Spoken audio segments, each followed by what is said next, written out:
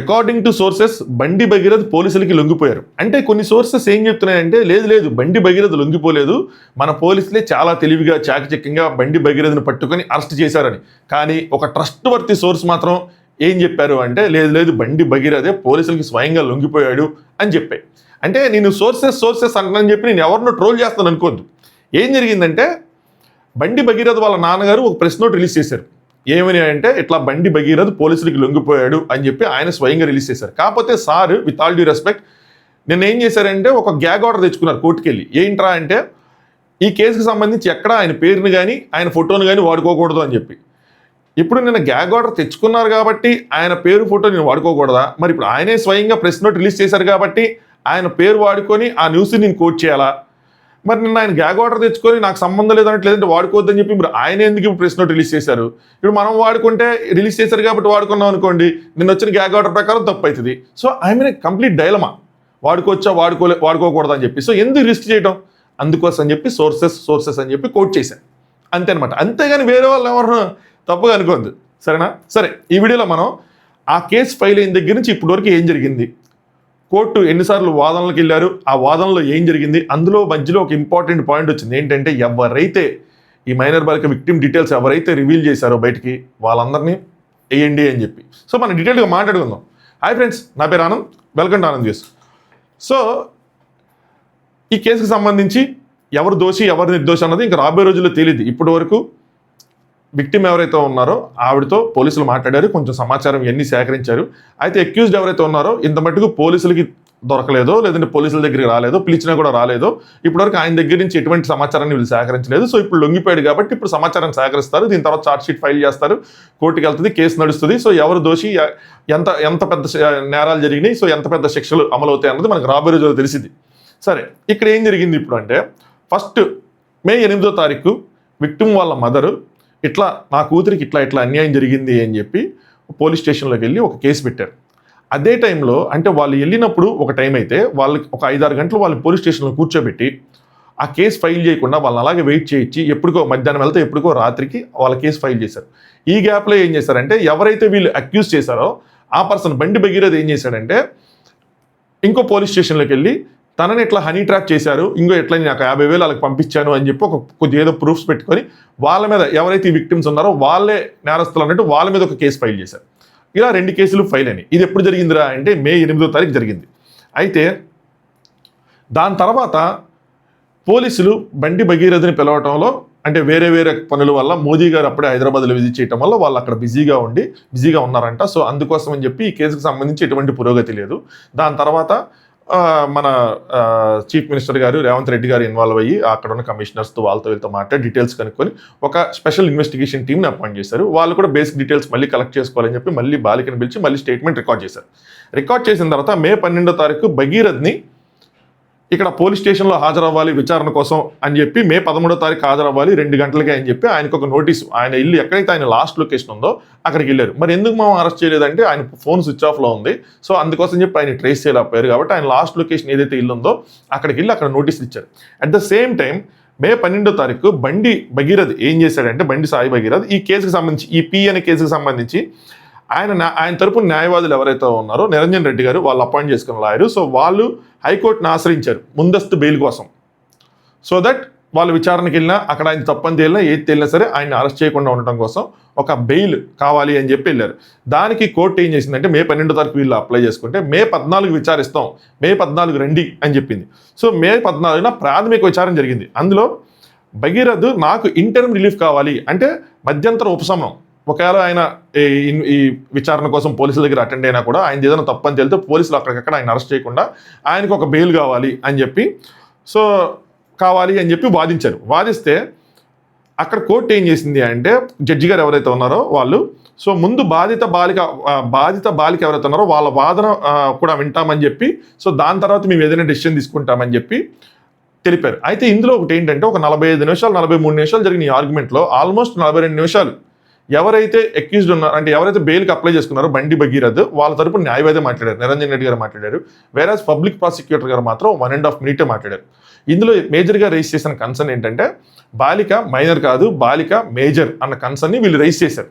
So దానికి అక్కడ ఉన్న పబ్లిక్ ప్రాసిక్యూటర్ గారు జస్ట్ 1 minute మాట్లాడి మాకు ఇంకా టైం కావాలి అన్నారు. దీని మీద కొంచెం సోషల్ మీడియాలో వ్యతిరేకత కూడా వచ్చింది. ఎందుకు ప్రభుత్వం ఇలాంటి పబ్లిక్ ప్రాసిక్యూటర్ని పెట్టుకున్నారు, వేరే పబ్లిక్ ప్రాసిక్యూటర్ ఎందుకు పెట్టుకోలేదు, వేరే కేసులకి అయితే కొంచెం గట్టిగా పే చేసి పెద్ద లాయర్ని తీసుకొచ్చారు కదా, ఇక్కడ ఎందుకు తీసుకురాలేదు, ఇలాంటి వాదనలు కూడా వచ్చినాయి.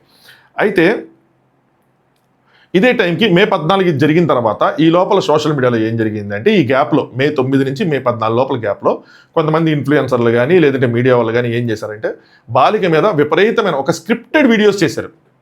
అందరూ మాట్లాడారు, ఇటేపు మాట్లాడారు, అటేపు మాట్లాడారు, వన్ సైడెడ్గా మాట్లాడినవి ఉన్నాయి, మధ్యలో మాట్లాడినవి ఉన్నాయి, అన్నీ ఉన్నాయి. కాకపోతే పర్టికులర్గా బాలిక మైనర్ అవటం వల్ల, లేదంటే బాలిక మైనరా మేజర్ అన్న క్వశ్చన్ ఇంకా ఉండటం వల్ల ఆ టైంకి మైనర్ అని చెప్పి వీళ్ళు యాక్సెప్ట్ చేసే వీళ్ళు కేసు ఫైల్ చేశారు. కాబట్టి ఒక స్క్రిప్టెడ్ తతంగం నడిచింది. 4, 5, 6 ఇన్ఫ్లుయెన్సర్ సేమ్ స్క్రిప్ట్తో రీల్స్ చేశారు.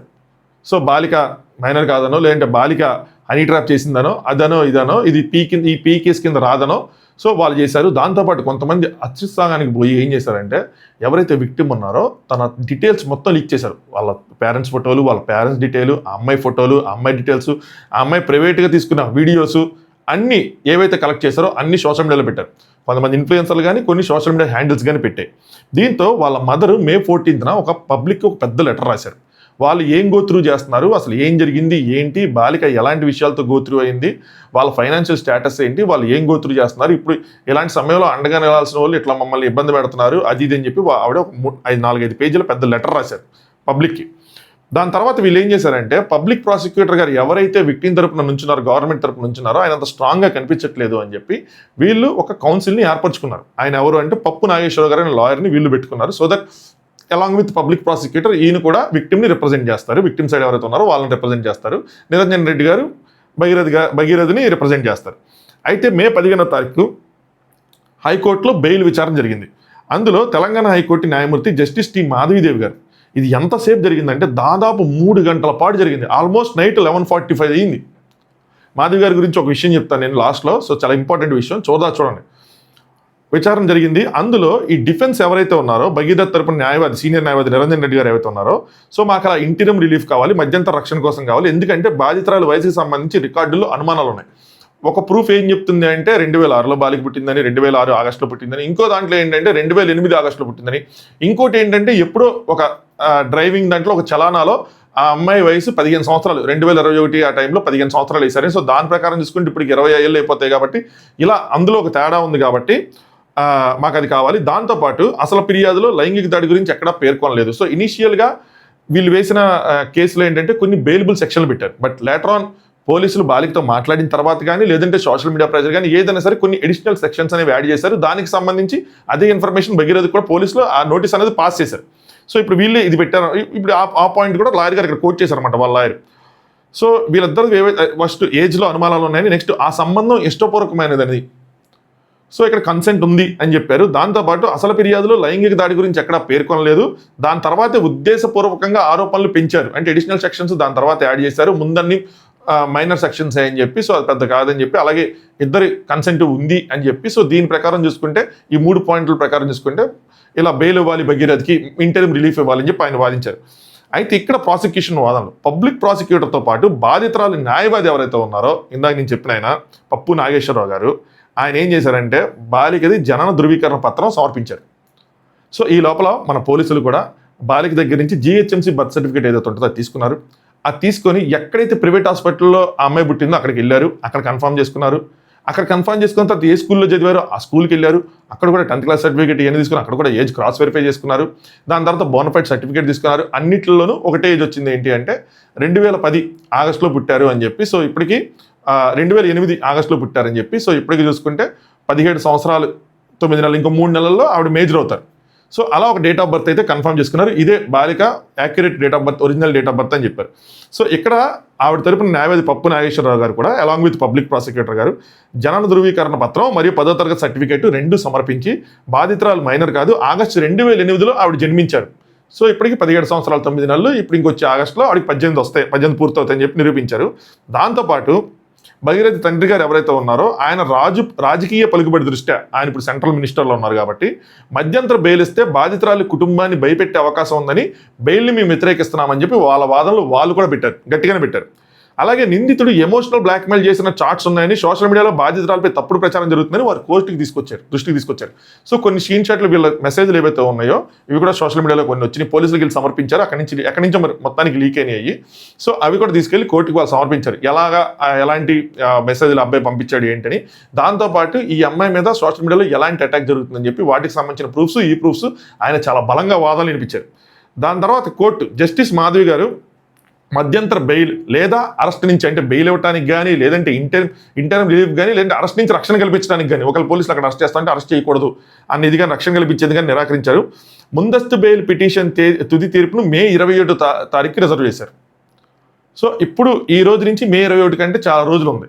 ఈ లోపల పోలీసులు తనని అటెండ్ అవ్వమని చెప్పారు. సో మే 15వ తారీఖు అటెండ్ అవ్వమంటే తను పర్సనల్ రీజన్స్ని కోట్ చేసి నేను ఇప్పుడే అటెండ్ అవ్వలేను, నాకు ఇంకో 2 రోజులు టైం కావాలని చెప్పాడు. సో మేబీ ఇలా అయ్యి ఉండొచ్చు ఏంటంటే, మేబీ ఈ 2 రోజులు నాకు బెయిల్ వచ్చింది కాబట్టి, ఇంటర్మ్ రిలీఫ్ వస్తుంది కాబట్టి నేను పోలీసుల దగ్గరికి వెళ్ళి విచారణ ఎదుర్కొన్నా వాళ్ళు నన్ను అరెస్ట్ చేయలేరు అన్నది వాళ్ళ స్టెప్స్ అయి ఉండొచ్చు, maybe or may not be. అలాగే ఇది కోర్టు చెప్పింది. సో ఇంటర్మ్ రిలీఫ్ ఇవ్వలేము, సో మే 21వ తారీఖు బెయిల్ పిటిషన్పై మాత్రం మే 27వ తారీఖు వాయిదా వేస్తున్నాం అని చెప్పి. దాని తర్వాత ఇంకొక మాట చెప్పారు. ఏం చెప్పారంటే, తప్పుడు ప్రచారాలపై చర్యలు. సో తనపై మరియు బాధితురాలి కుటుంబంపై సామాజిక మాధ్యమంలో జరుగుతున్న తప్పుడు ప్రచారం పట్ల న్యాయమూర్తి తీవ్ర అసంతృప్తి వ్యక్తం చేశారు. ఆ ఖాతాలను గుర్తించి తగిన చర్యలు తీసుకోవాలని హైదరాబాద్ పోలీస్ కమిషనర్ ఆదేశించారు. ఇక్కడ 2 పాయింట్లు. ఒకటి, ఎవరైతే ఇన్ఫ్లుయెన్సర్స్ ఆ అమ్మాయిది డీటెయిల్స్, కొంతమంది మీడియా వాళ్ళు అయితే డైరెక్ట్గా అమ్మాయి లొకేషను, ప్లేసు, వాళ్ళ ఫ్యామిలీ బ్యాక్గ్రౌండ్స్, తల్లిదండ్రుల ఫోటోలు, అమ్మాయి ఫోటోలు సరైన బ్లర్ చేయకుండా, మాస్ చేయకుండా విచ్చలవిడిగా కొంతమంది ఇన్ఫ్లుయెన్సర్ అయితే ధైర్యంగా పెట్టేశారు. కొన్ని ఇన్స్టాగ్రామ్ అకౌంట్స్ కానీ, కొన్ని ట్విట్టర్ అకౌంట్స్ కానీ డైరెక్ట్గా పోస్ట్ చేశారు. సో ఎవరైతే ఇలా చేశారో వాటన్నింటినీ గుర్తించి తగిన చర్యలు తీసుకోవాలని పోలీసులను ఆదేశించారు. పోలీసులు ఇంత బాగా వైరల్ అవుతున్నా సరే వాళ్ళు ఎందుకు కోర్టు చెప్పేదాకా పట్టించుకుంటున్నారో మనకు తెలియదు కానీ వాళ్ళందరి మీద తగిన చర్యలు తీసుకోవాలి. ఖచ్చితంగా గట్టి ప్రూఫ్స్ ఉన్నాయి. వాళ్ళు ఇప్పుడు డిలీట్ చేసుకున్నా కూడా వాళ్ళ మీద ప్రూఫ్స్ ఉన్నాయి, సోషల్ మీడియాలో ఉన్నాయి. ఒకళ్ళు అప్లోడ్ చేస్తే అవ్వలేదుగా, మిగతా వాళ్ళందరూ వాటి దగ్గర ప్రూఫ్స్ పెట్టుకున్నారు. సో పోలీసులు నిజంగా తీసుకుంటే కనుక ఈ ఇన్ఫ్లుయెన్సర్లు అందరికీ తాడు తీయచ్చు. మరి తీయరా? ఎందుకంటే ఇది టేకెన్ ఫర్ గ్రాంటెడ్ అయిపోయింది. అమ్మాయి తప్ప అబ్బాయి తప్ప పక్కన పెట్టండి, కానీ నాకు ఇలా బాధ జరిగింది, నాకు ఇలా అన్యాయం జరిగిందని ఒకళ్ళు అప్రోచ్ అయినప్పుడు, అది కూడా ఇలాంటి కేసు ఫైల్ అయినప్పుడు, ఇలా విక్టిమ్ డీటెయిల్స్ రివీల్ చేయకూడదని మన చట్టాలు చెప్తున్నప్పుడు, ఎవరో చదువుకోని వాళ్ళు పోనీ తెలియక చేస్తే అనుకోవచ్చు. పెద్ద పొజిషన్లో ఉండి ఇన్ఫ్లుయెన్సర్స్గా ఉండి మీడియాలో ఉండి చేస్తున్నారంటే ఇంత అలసత్వం దేనికి? సో ఇప్పుడు వీళ్ళ మీద చర్యలు తీసుకోకపోతే రాను ఇలాంటిది కంటిన్యూ అవకాశం ఉంది. సో పోలీసులు వీళ్ళ మీద ఖచ్చితంగా కఠినమైన చర్యలు తీసుకోవాలి. అలాగే ఇక్కడ ఇంకొక పాయింట్ ఏంటంటే, ఇది రాజకీయంగా జరిగిందో లేదంటే ఎందుకో జరిగింది, మేము సోషల్ ప్రెజర్ పెడదాం అనుకున్నారో, ఇక్కడ జడ్జి గారి మీద కూడా చాలా మంది కామెంట్స్ పాస్ చేశారు. జడ్జి గారి మీద, వాళ్ళ హస్బెండ్ మీద చాలా మంది కామెంట్స్ పాస్ చేశారు. దానికోసమే నా మీద లేదంటే విక్టిమ్ మీద జరుగుతున్నా అని ఆవిడ పర్టికులర్గా స్పెసిఫై చేశారు దానికోసం. సో వాళ్ళ మీద చర్యలు తీసుకోవాలని. రాజకీయంగా మీరు ఏది చేయాలనుకున్నా ఇందులో అనవసరంగా, అంటే ఉన్నది ఆ బౌండరీ దాటి మాత్రం చేస్తే రాజకీయ నాయకులకి ఏం కాదు, కానీ ఎవరైతే కార్యకర్తలు ఆ హ్యాండిల్స్ ఎవరైతే మెయింటైన్ చేస్తున్నారో ప్రాబ్లంలో పడేది మీరే. కోర్టుని ట్రోల్ చేయటం, న్యాయమూర్తిని ట్రోల్ చేయటం కరెక్ట్ కాదు. దానివల్ల ప్రెజర్ క్రియేట్ అయిపోయింది, దానివల్ల ఫలితాలు వేరేగా వచ్చేస్తాయి అని అనుకుంటే మీరు ప్రాబ్లంలో పడతారు. సో ఈ పాయింట్ నేను చెప్దాం అనుకున్నా. సో ఇది జరిగింది. ఈ లోపల తనేమో 2 రోజులు డేట్ అడిగాడు. సో ఆ 2 రోజుల్లో చూసుకుంటేనేమో 2 రోజుల్లో బెయిల్ వచ్చేలా లేదు. ఇప్పుడు మళ్ళీ చూసుకుంటే మే 21 వరకు వాయిదా పడింది. నెక్స్ట్ ఏం జరిగిద్దా అని అనుకుంటున్న టైంలో కరెక్ట్గా నిన్నే మళ్ళీ మే 15 రేవంత్ రెడ్డి గారిది ఒక ప్రెస్ మీట్ టైప్ ఒకటి జరిగింది ఒక చోట. సో అందులో రేవంత్ రెడ్డి గారు చాలా క్లియర్గా చెప్పింది ఏంటంటే, చట్టం ఎవరికైనా సమానమే, ఎవరి పని వాళ్ళు చేసుకుంటుంది, బట్ మేము ఇట్లా ఈ డీటెయిల్స్ అన్ని గ్యాదర్ చేయడానికి కానీ దేనికి కానీ టైం పెట్టింది కదా, ఊరికినే సింపుల్గా అయిపోదు కదా. అలాగే ఆయన ఎవరైతే బండి భగీరథ వాళ్ళ నాన్నగారు ఉన్నారో ఆయనకి చాలా క్లియర్గా చెప్పింది ఏంటంటే, మీ కొడుకుని మీరు అప్పచెప్పండి, పోలీస్ స్టేషన్లో అప్పచెప్పి అక్కడ పోరాడండి అని చెప్పారు. సో ఇదేమైనా వర్కౌట్ అవుతుందా అని చెప్పి నేను అనుకున్నా, ఏం జరిగిద్ది నెక్స్ట్ ఏం జరిగిద్ది అని చెప్పి. అట్ ద సేమ్ టైం ఈ బెయిల్ కూడా ఇదైపోయింది కాబట్టి ఇప్పుడు ఏం జరిగిందిరా అంటే, ఇక్కడ ఇంకో పాయింట్ కూడా ఉంది చెప్తాను.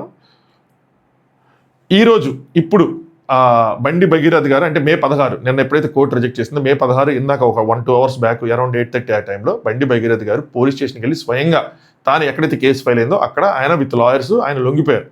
సో ఇప్పుడు ఆయన్ని మెజిస్ట్రేట్ ముందు హాజరుపరచడం లేదంటే ఈ విచారణ చేయడం ఇవన్నీ జరిగింది. చేసిన తర్వాత ఆయన అరెస్ట్ చేస్తారా, ఏం చేస్తారు అన్నది మనకు కొద్ది సమయంలో తెలిసిద్ది. సో ఇది ఇప్పటివరకు ఈ కేసుకి సంబంధించి. ఇక్కడ ఇంకొకటి ఉంది ఏంటంటే, ఇదే మే 15 నిన్న పరువు నష్టం దావా అండ్ ఇంజెక్షన్ ఆర్డర్. సో బండి భగీరథ వాళ్ళ నాన్నగారు ఎవరైతే ఉన్నారో ఆయన పరువు నష్టం దావా హైదరాబాద్ సివిల్ సిటీ కోర్టులో కూడా వేశారనమాట. అలాగే ఆయన పేరుని కానీ ఆయన కొడుకు కేసుతో ముడిపెడుతూ ఉన్న పరువు నష్టం కలిగించే పోస్టులు కానీ, న్యూస్ లింకులు కానీ, యూఆర్ఎల్ కానీ, మరి ఛాయాచిత్రాలు కానీ తొలగించాలని గూగుల్కి, మెటాకి, వివిధ ప్లాట్ఫామ్లన్నిటికీ రాశారు. వివిధ ప్రాంతీయ మీడియా సంస్థ మొత్తం 23 మంది ప్రతివాదుల్ని కోర్టు ఆదేశించింది. దీంతో పాటు జాన్ డో ఆర్డర్, ఇదేంటంటే ఎవరినైతే స్పెసిఫై చేశారో వాళ్ళే కాదు, గ్యాగ్ ఆర్డర్లు అనమాట, వాళ్ళే కాదు, మిగతా వాళ్ళందరికీ ఇది అప్లికబుల్. కేవలం 23 మంది స్పెసిఫై చేశారని వాళ్ళకే కాదనమాట. ఇది లాస్ట్ ఇయర్ మా మీద కూడా కేసు అయినప్పుడు ఇలాంటి సంథింగ్ సిమిలర్ ఆర్డర్ చదివినప్పుడు తెలుసుకున్నా ఇవన్నీ. సో ఆ కేసు మా మీద అవటం వల్ల నాకు కూడా కొంచెం దీని మీద నాలెడ్జ్ వచ్చింది. జాన్ డోయ్ ఆర్డర్ అంటారని. సో అంటే వాళ్ళు స్పెసిఫై చేసింది కాకుండా ఇది అందరికీ అప్లికబుల్ అవుతుంది. ఎవరైతే వీటి మీద చెప్తారో ఎటువంటి వీడియోలు అయినా సరే అందరి మీద అప్లికబుల్ అవుతుంది. అందుకోసం అని చెప్పి మామూలు న్యూస్ ఛానల్ కాదు కానీ ఎందుకు చెప్పట్లేదంటే వాళ్ళు స్పెసిఫై చేసిన వాళ్ళే కాదు, అందరికీ అప్లికబుల్ అవుతుంది అని చెప్పి ఇక్కడ రాసింది. నెక్స్ట్ రాబోయే షెడ్యూల్ ఏంటంటే మే 21 తారీఖు 2026 భగీరథ్ ముందస్తు బెయిల్ పిటిషన్పై తెలంగాణ హైకోర్టు తుది తీర్పు వివరిస్తుంది. మే 29 పరువు నష్టం దావా ఏదైతే ఈ గ్యాగ్ ఆర్డర్ తెచ్చుకున్నారో బండి భగీరథ్ వాళ్ళ నాన్నగారు, వాళ్ళు ఇచ్చిన మధ్యంతర ఇంజక్షన్ ఈ తేదీ వరకు మే 29 తేదీ వరకు చెల్లుబాటు అవుతుంది. తదుపరి విచారణ సివిల్ కోర్టులో జరిగింది, అది వేరేగా. సో ఇప్పుడు ఏంట్రా అంటే ఇక్కడ ఒక విషయం,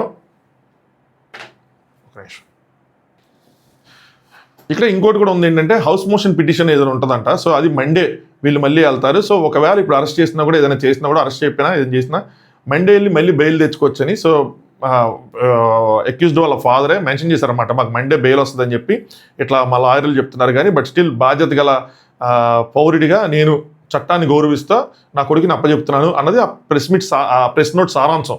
సో దానికోసం చట్టాన్ని గౌరవిస్తూ నేను పోలీసులకి అప్పచెప్తున్నానని చెప్పి. సో ఇన్ని రోజుల తర్వాత, సో ఇన్ని రోజులు ఎందుకు పట్టింది అంటే బెయిల్ వస్తే కొంచెం రక్షణగా ఉంటుంది, అప్పుడు వెళ్ళి అటెండ్ అయినా మనకేం కాదు అన్న ధోరణ అయి ఉండొచ్చు. ఇంక ఇప్పటి వరకు రాకపోతే మళ్ళీ మే 21, ఇప్పటికే 9 రోజులు జరిగింది, ఇంకా మే 21 అంటే ఇంకొక 6-7 రోజులు ఎక్స్ట్రా యాడ్ అవుతుంది. అప్పటి వరకు కనుక అలాగే జరిగితే ప్రజలకి, ముఖ్యంగా ప్రజలకి రాజకీయ నాయకుల మీద కానీ, చట్టాల మీద కానీ, పోలీసుల మీద కానీ నమ్మకం పోతుంది. అంటే 1,00,000 మంది పోలీసులు ఉన్న హైదరాబాద్లో ఒక 25 ఏళ్ల యువకుడిని పట్టుకోలేకపోతే అదేమవుతుంది? సో అందుకోసం అని చెప్పి ఇందాక ఈవినింగ్ కూడా వాళ్ళు వెళ్ళి 2 చోట్ల ఎతికారు అబ్బాయిని. సో ఇంక ఇది లాభం లేదు, ఇంక చేయి జారిపోతుందని అనుకున్నారో, మరి ఏ డిసిషన్ తీసుకున్నారో, నిజంగా చట్టాన్ని గౌరవించాలనుకున్నారో ఇది చూసే వాళ్ళందరికీ తెలుసు ఏం జరుగుతుంది ఏంటి అని చెప్పి. సో వాళ్ళే వచ్చి లొంగిపోయారు. నెక్స్ట్ ఏం జరిగిద్ది, చట్టం తన పని దాన్ని చేసుకుపోతుందా, బెయిల్ వస్తుందా, ఏం జరిగిద్ది అన్నది చూద్దాం లేటర్ ఆన్వర్డ్స్. సో దీని గురించి మళ్ళీ ఆ స్టెప్స్ జరిగినప్పుడు మనం మాట్లాడుకుందాం. బట్ ఇది అప్డేట్స్. సో స్టిల్ నేను ఇంకా తిని జప్పు చేశాడు, ఆ అమ్మాయికి అన్యాయం జరిగింది లాంటి మాటలు మాట్లాడట్లా. ఇంకా తెలుసుకోవాల్సింది ఉంది. ఒక సైడ్ కొంచెం నిజం కనిపిస్తున్నా, ఇంకో సైడ్ ఇంకా మనం తెలుసుకోవాల్సింది ఉంది. ఇక్కడ ఒక ఇంపార్టెంట్ పాయింట్ ఉంది. ఈ వాదనలోనే, ఆ 3 గంటల వాదనలోనే ఇంకొక మేజర్ పాయింట్ ఉంది. అదేంటి అంటే ఏదైతే హనీ ట్రాప్ అని చెప్పి ఒక 50,000 పంపించింది ఉందో అక్కడ ఏం జరిగిందంట అంటే ఇది అకార్డింగ్ టు సోర్సెస్. సో ఇది 50-50 సోర్సెస్ అనమాట. ఏంటి అంటే తనకి తెలియకుండా తిని 50,000 పంపించాడంట. పంపిస్తే తను ఆ అమ్మాయి ఎవరైతే ఉన్నారో తిని రివర్స్లో పంపించేసిందంట 50,000. దానికి సంబంధించిన స్క్రీన్ షాట్స్ కూడా వీళ్ళు చూపించారు. సో ఇది హనీ ట్రాప్ కాదు అని. ఇంకోటి ఏంటి అంటే ఇంకొక 2 పాయింట్లు కూడా యాడ్ చేశారు, మేజర్ పాయింట్లు యాక్చువల్గా. సో ఎలా స్కిప్ అయిపోయిందంటో. ఇంకోటి ఏంటంటే విక్టిమే ఇంకా ఎక్కువ డబ్బులు తనకి పంపించిందని, భగీరథకి ఎక్కువ పంపించు, ఈ అమ్మాయి పంపించిందని చెప్పి అదొకటి ఉంది. దాంతోపాటు విక్టిమ్కి చేస్తున్న లాయర్ గారు ఎవరైతే ఉన్నారో, వాదిస్తున్న లాయర్ గారు ఎవరైతే ఉన్నారో ఆయన పేల్చిన ఇంకొక బాంబు ఏంటంటే ఈఎంఐ కాదు, ఇంకా ఎలాగా ఒక 4 బాధితులు ఉన్నారు కాబట్టి వాళ్ళు వీళ్ళ పవర్కి భయపడి బయటికి రావటం లేదు, త్వరలో వాళ్ళు కూడా బయటకు వస్తారు అని చెప్పి ఆయన ఒక బాంబు పేల్చాడంట. ఇది అకార్డింగ్ టు సోర్సెస్, 50-50 సోర్సెస్ అనమాట. సో ఇలాంటి పాయింట్స్ కూడా అక్కడ డిస్కషన్లో జరిగినాయి కోర్టులో. సో చూడాలి ఇది నెక్స్ట్ ఎలాంటి టర్న్ తీసుకునిద్ది, నెక్స్ట్ ఇంకెవరైనా బాధితులు ఉన్నారా, వస్తే వాళ్ళంత ధైర్యంగా ఈ అమ్మాయి వచ్చినంత ధైర్యంగా ముందుకు వస్తారా, విచారణ ఎలా సాగిద్ది, కోర్టులు బెయిల్ ఇస్తాయా, ఈ కేసు మిగతా కేసులాగే సాగిపోతుందా, లేదంటే రీసెంట్గా ఒక 2 కేసుల్లో ఈ విషయాల్లో ఇలాంటి కేసులతోనే వెంటనే శిక్షలు పడ్డాయి, 20 ఏళ్ళు దాకా జైలు శిక్షలు. సో అలాగే ఏమైనా ముందుకెళ్తుందా అన్నది మనకి రాబోయే రోజుల్లో తెలిసింది. చట్టం తన పని తను ఎంత గొప్పగా సామాన్యులకే చేసిద్దా, లేదంటే రాజకీయ నాయకులకి చేసిద్దా, నిజాలు ఏమైనా మనం చూడకుండా ఉన్న అసలు నిజాలు ఏమైనా ఉన్నాయా, అవేమైనా బయటకు వస్తాయా, అన్నీ మనకి రాబోయే రోజుల్లో తెలుస్తాయి అనమాట. Let's see. So thanks for watching Anand news.